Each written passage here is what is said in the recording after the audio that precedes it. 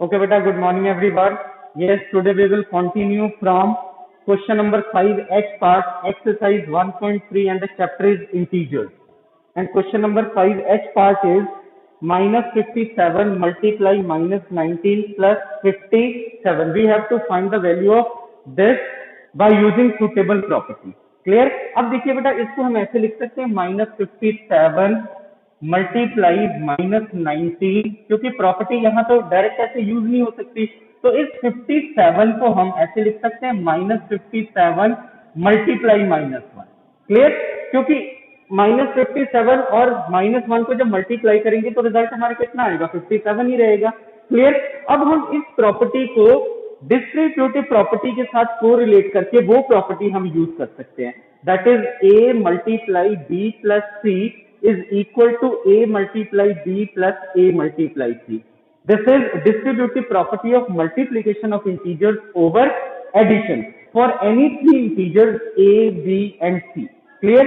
और अगर आप इसको देखें तो यहाँ पे a की जगह पे क्या है, और ये सारा राइट हैंड साइड वाली जो है, ये सारा पोर्शन जो है राइट हैंड साइड वाला है, तो इसको अगर मैं a कंसिडर कर लूं, इसे b, इसे a और इसे c, तो ये क्या बन गया आपका a multiply b plus a multiply c, right? और इसको हम फर्दर कैसे लिख सकते हैं, a multiply b plus c लिख सकते हैं by distributive property of multiplication of integers over addition. तो ये बन गया आपका a multiply b plus c, right?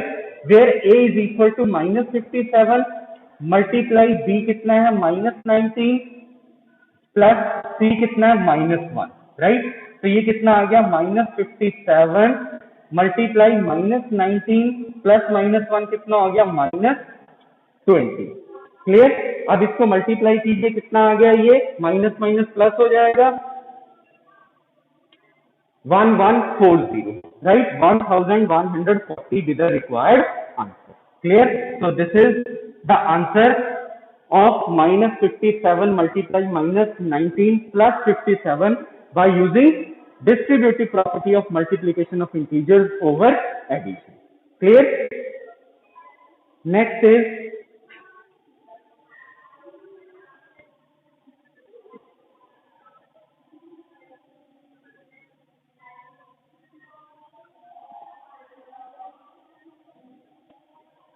question number 6, and question number 6 is a certain freezing process requires the room temperature be lowered from 40 degrees Celsius at the rate of 5 degrees Celsius every hour. What will be the room temperature 10 hours after the process begins? अब देखिए इस question में क्या है कि a certain freezing process requires the room temperature be lowered from 40 degree, मतलब जो temperature जो रूम का है वो डिक्रीज हो रहा है 5 डिग्री सेल्सियस पर आवर के अकॉर्डिंग। क्लियर? और जो उसका इनिशियल टेम्परेचर है वो कितना है, initial temperature of room is equal to 40 degree Celsius. Clear? And rate of decreasing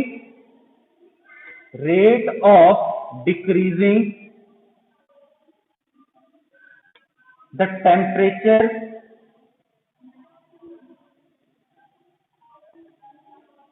per hour means एक घंटे में कितना टेम्परेचर डिक्रीज हो रहा है, 5 डिग्री सेल्सियस। क्लियर? राइट? और हमने 10 आवर्स के बाद what we have to find out the temperature 10 hours after the process begins. Clear? So the temperature rate of decreasing total temperature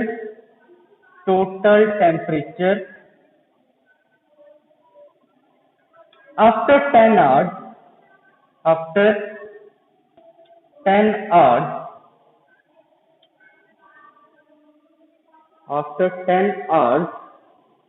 the process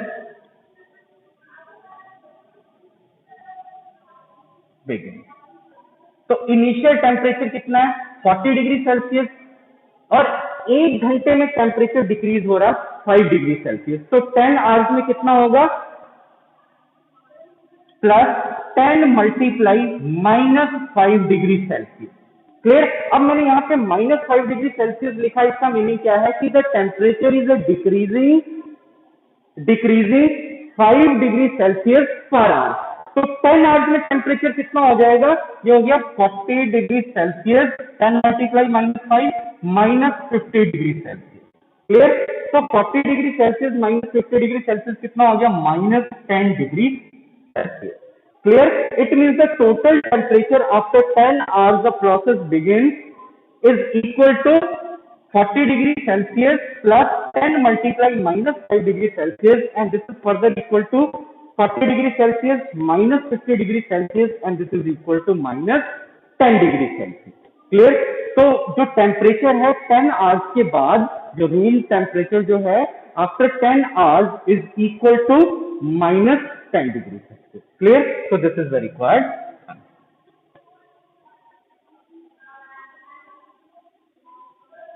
Next is question number 7. Question number 7 is, in a class test containing 10 questions, 5 marks are awarded for every correct answer and -2 marks are awarded for every incorrect answer, and 0 for questions not attempted. First, Mohan gets 4 correct and 6 incorrect answers. What is his score? Second, Reshma gets 5 correct answers and 5 incorrect answers. What is her score? Third part, Hina gets 2 correct and 5 incorrect answers out of 7 questions she attempts. What is her score? Clear? अब इस question में क्या है, देखिए कि एक class test में total 10 question है। इन ए क्लास टेस्ट टोटल क्वेश्चन कितने हैं, 10। Total question 10,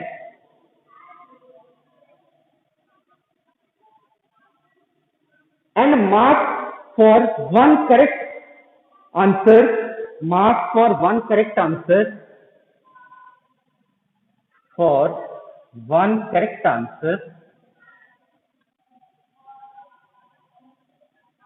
is equal to 5। मतलब एक करेक्ट आंसर के 5 मार्क्स मिल रहे हैं, और marks for one incorrect answer is equal to -2, and marks for question not attempted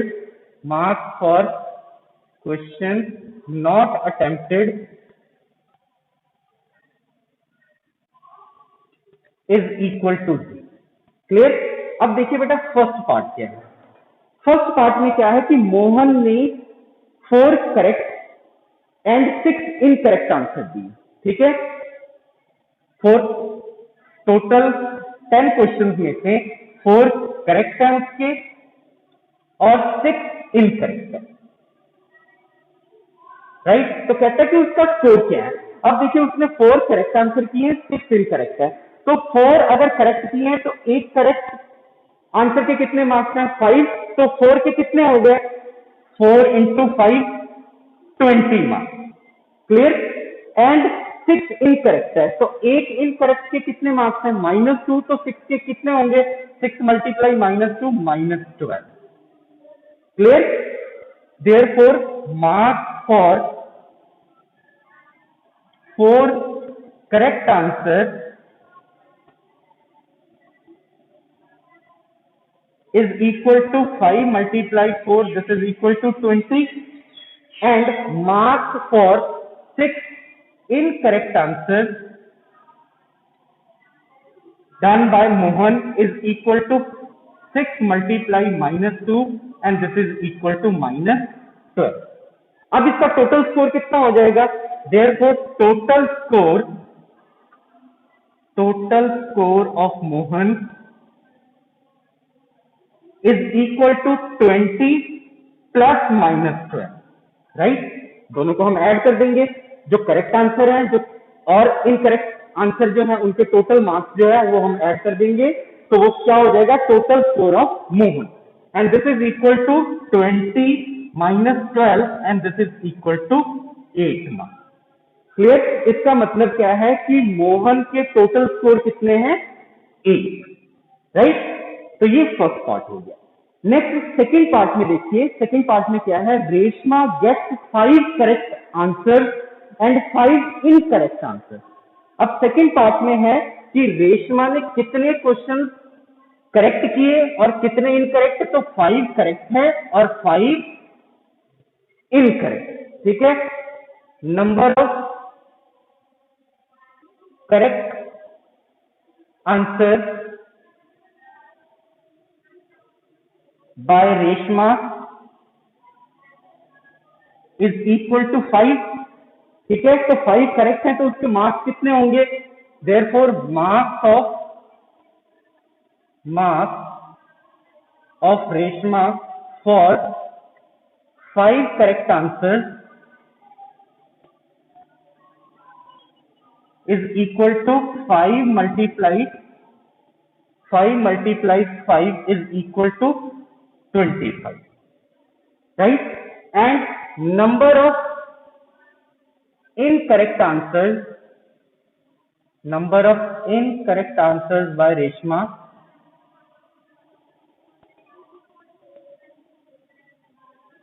is equal to 5. So number of incorrect कितने हैं? 5. So marks for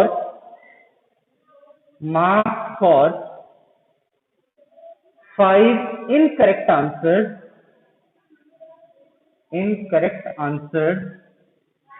is equal to 5 multiply -2।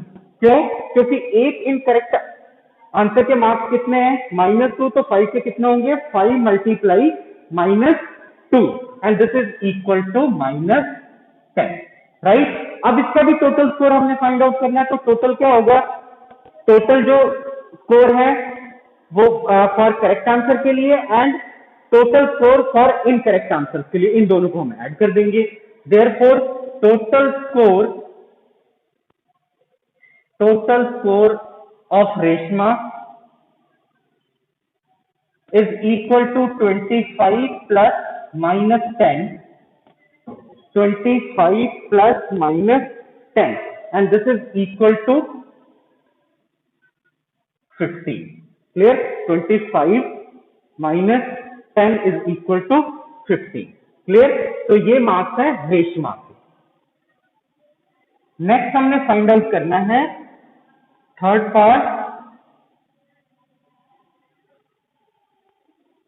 Part is Hina gets 2 correct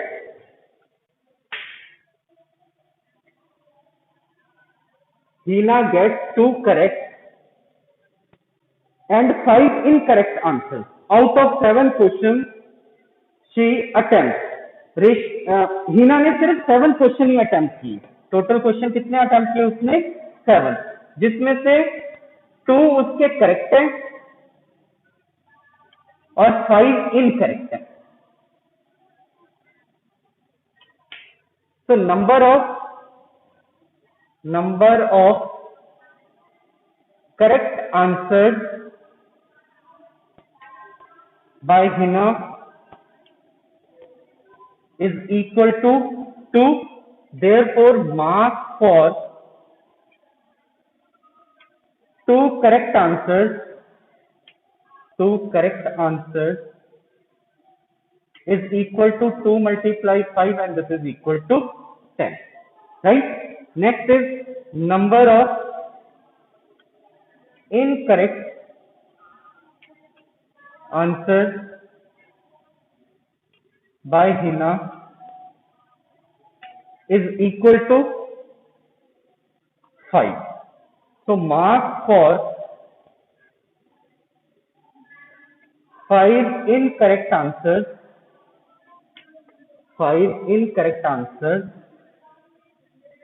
is equal to 5 multiply -2 and this is equal to -10.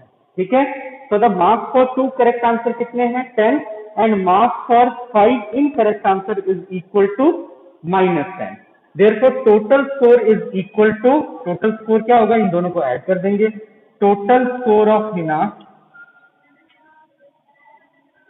Is equal to 10 plus -10। ठीक है, 10 plus -10 is equal to 10 minus 10 and this is equal to 0. Clear? So the total score of Hina is equal to 0. क्यों? क्योंकि उसने 3 questions जो है 3 question attempt नहीं किए थे, 3 क्वेश्चन नॉट अटेम्प्टेड। जब उसने 3 क्वेश्चन अटेम्प्ट नहीं किए थे तो जो क्वेश्चन अनअटेम्प्टेड थे उसके मार्क्स कितने हैं? 0।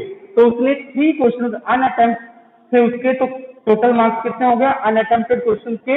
3 multiply 0 and this is equal to 0। Clear?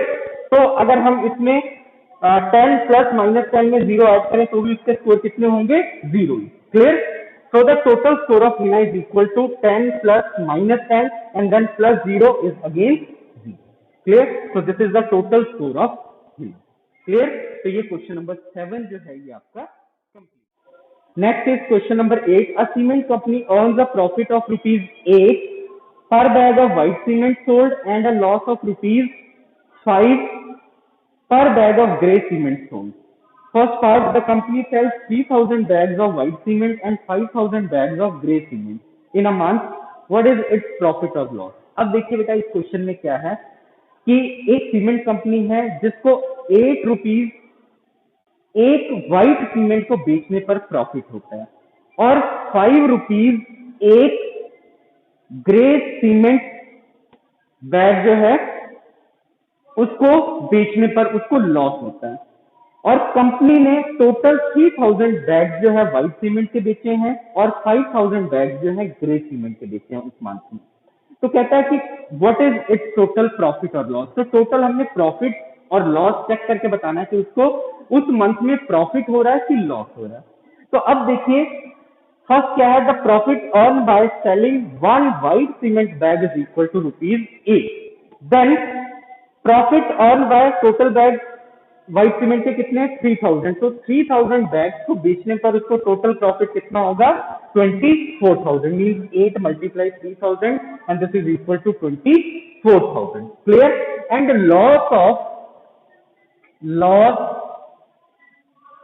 Loss on selling 1 grey cement bag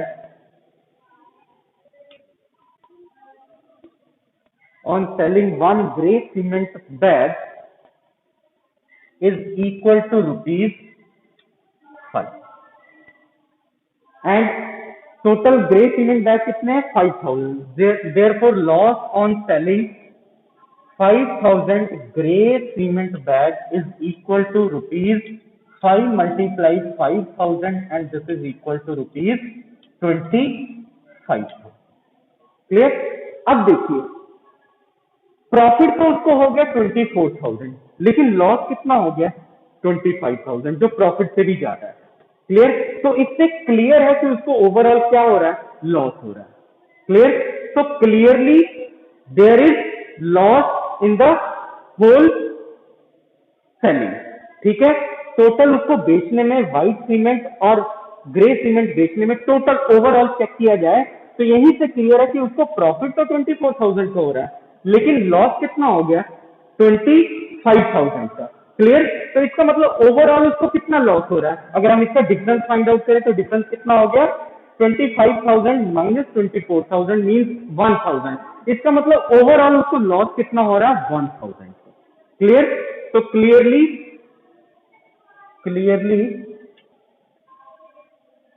there is loss. ठीक है, एंड लॉस कितना है उसको? Loss is equal to ₹25,000 minus ₹24,000। Therefore ₹1,000 का उसको जो है टोटल लॉस हो रहा है। Therefore total loss is equal to ₹1,000। Clear? Next is second part. What is the number of white cement bags it must sell to have neither profit nor loss if the number of gray bags sold is 6400 bags, 6400 bags. अब देखिए इसमें क्या है B part में कि अगर ना तो प्रॉफिट हो रहा हो ना लॉस हो रहा हो, ठीक है, ना तो प्रॉफिट है ना लॉस है, तो वो व्हाइट सीमेंट बैग जो है कितने बेचे कि उसको ये कंडीशन सेटिस्फाई हो जाए कि ना तो उसको प्रॉफिट हो रहा है ना लॉस हो रहा है, ठीक है। और कंडीशन ये है कि वो ग्रे बैग जो है सीमेंट के वो कितने सेल करेगा 6400, क्लियर, 6400। तो अगर हम सपोज कर ले let the number of white cement bag, let the number of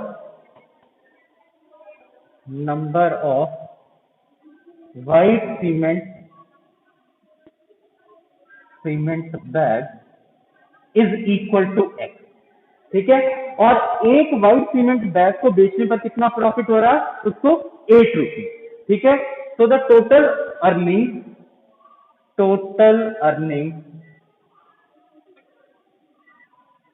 on selling white cement bag कितना होगा 8x। टोटल अर्निंग कितना होगा ₹8x। क्यों? क्योंकि एक बैग को बेचने पर उसको कितना प्रॉफिट हो रहा है 8 रुपीज, तो टोटल व्हाइट सीमेंट बैग कितने x, तो टोटल कितनी होगी उसकी earning ₹8x, clear. And total earning on selling 6400 gray cement bag is equal to ₹5 multiply 6400। क्यों? क्योंकि एक ग्रे सीमेंट बैग को बेचने पर कितना लॉस हो रहा था उसको 5, तो इसका मतलब उस पे अर्निंग कितनी थी उसकी 5 रुपीज। तो total earning grey cement bag से कितनी होगी 5 मल्टीप्लाई 6400। क्यों? क्योंकि total number of grey cement bag कितने हैं 6400। अब कंडीशन ये दी हुई है कि there is no profit and no loss, तो इसका मतलब जो अगर प्रॉफिट और लॉस कुछ भी नहीं हो रहा उसको, तो जितनी अर्निंग उसकी व्हाइट सीमेंट बैग को बेचने पर होगी उतनी ही अर्निंग उसको ग्रे सीमेंट बैग को बेचने पर होगी, clear. since there is no profit, there is neither profit nor loss, then 8 multiply x is equal to 5 multiply 64, ठीक है। तो यहां से हम x फाइंड आउट कर लेंगे, then we will get the number of white cement bag.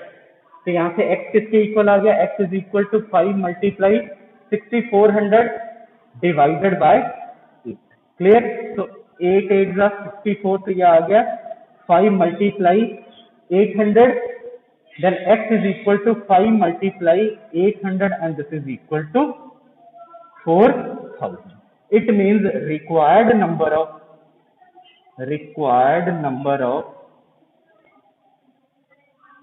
white cement bag is equal to 4000, clear. So this is the requirement.